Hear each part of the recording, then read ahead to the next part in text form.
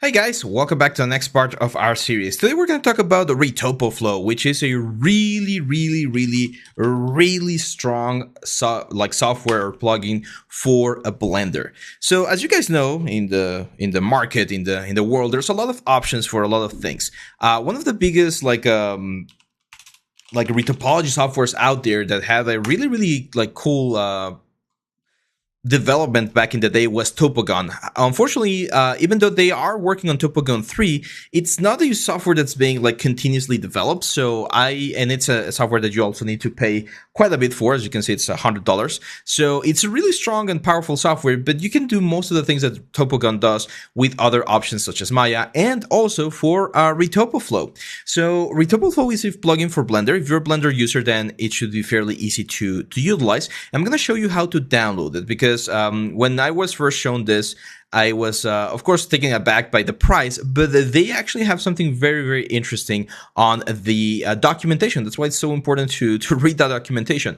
Following some of the Blender principles, they do offer Retopoflow for free if you are learning. So as you can see right here, Retopoflow is free for students and teachers. So you can download it directly from a GitHub. I'm going to show you very quickly how to do this. It's very easy. The only thing you need to do is you need to go here to the Blender options, and you go to the file, and where is it? No, you download the whole thing.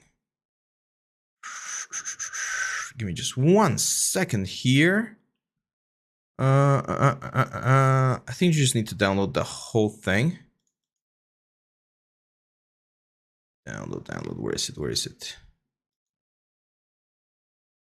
You're gonna go here to releases. And here you're going to have this one, 3.2.9, which is the latest release that's available. And you're going to download this one, Retopoflow B32.9 github.zip. You're going to keep that zip file. You don't need to unzip it. You're going to go to Blender then. You're going to open your Blender. At the time of this recording, 3.4 is the newest one. You're going to go Edit. And then we're going to go to Preferences, Add-ons, and you're going to install an add-on. You're going to go to your downloads, and you should find this Retopoflow GitHub. Just install the add-on. It will install all of the add-ons right here, and you can see that right now this thing is active. This is the an older version of actually this is 3.28. So I'm going to deactivate that, and I'm going to go to this one and activate this one right here.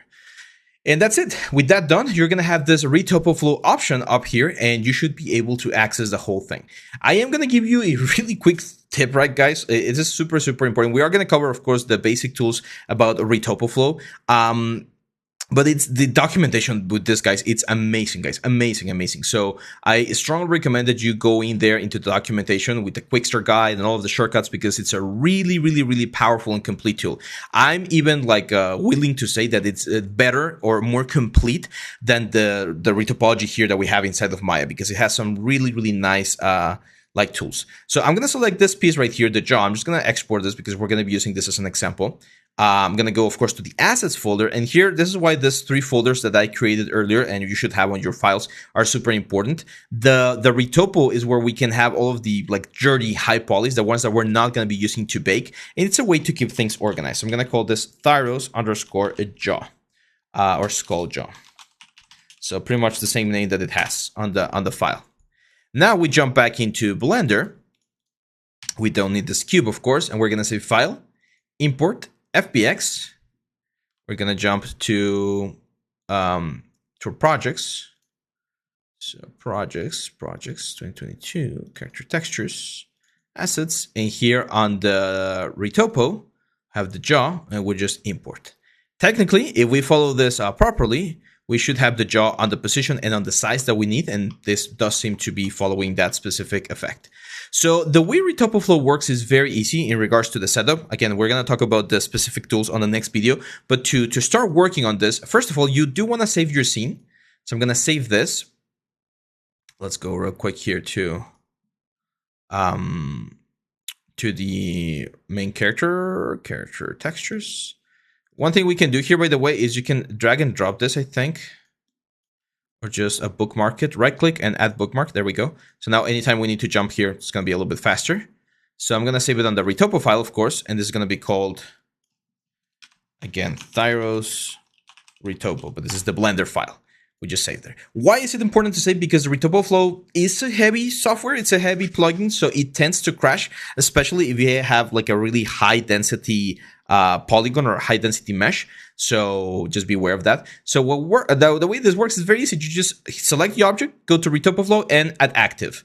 And this will initialize the whole like RetopoFlow suite. You're going to get this like quick message. You can, of course, there's an option here to show or not show whenever you start. I'm going to like click that off.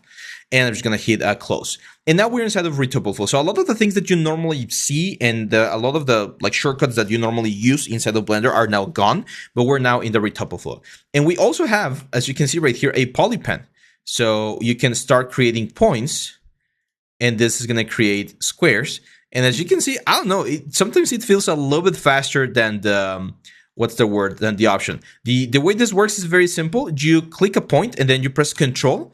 And with Control, you're going to be adding points. So as you can see here, I can add that. And then I can start like over here, Control, click, click, click. And that's another like square right there. And there's a lot of different tools. We're going to talk about all of these tools. We also have like the tweak option, which is to like move things around. We have the relax option if we want to relax some of the elements. We have the loops option. We can insert an edge loop. One of the things that I don't like super love about the plugin is that you do need to change between the options. So you either learn the shortcut, which as you can see is the numbers, number 1, and then this is 2, and then this is 3. So if I press number 4, it's patches, number 3 is strokes. So you can press your numbers and you're gonna switch between the tools. That's a quick way to do it. Knife is the only one that's different. It's Control 5 or Control K or just K as in knife. So that's the knife tool, which as you can imagine allows us to cut the knife. We're not gonna use this one as much, to be honest. So let me just go to like number, there we go, Control C, there we go. And when you want to get out of this thing, you just press tab. If you press tab, which is the usual way in which we change from edit to object mode, it's going to say, hey, you want to quit RetopoFlow? Yes. And now, as you can see, we have our high poly mesh, this one right here. Okay, the Thyros skull, and then we have our RetopoFlow mesh. If you want to go back into RetopoFlow, you just select the object. Again, just go RetopoFlow, and you just create new targeted active. Oh, sorry, no, that was actually a mistake. No, you just go to let's just delete that one.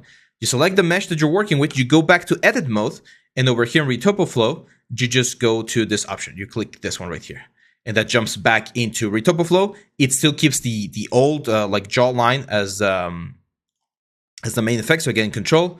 And I can just keep on drawing my little polygons right there. Okay, so we're going to talk about the tools, some of these tools on the next video, but this is the quick setup that you need to do. Again, you need to go to the GitHub section. So if you're here in the Retopology, you download it for free for students, and then you go here to the releases. And on the releases, you just download the zip file, and that's the zip file that you're going to use inside of Blender to install it.